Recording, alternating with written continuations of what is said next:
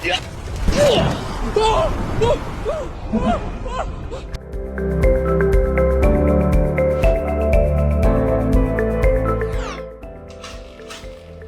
can you see this fan moving?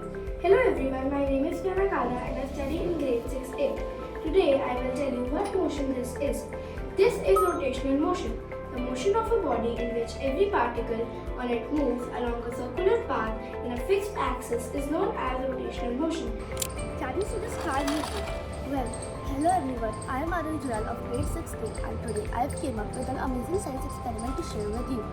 As you can see, this car is moving in a straight direction, which means it is an example of linear motion.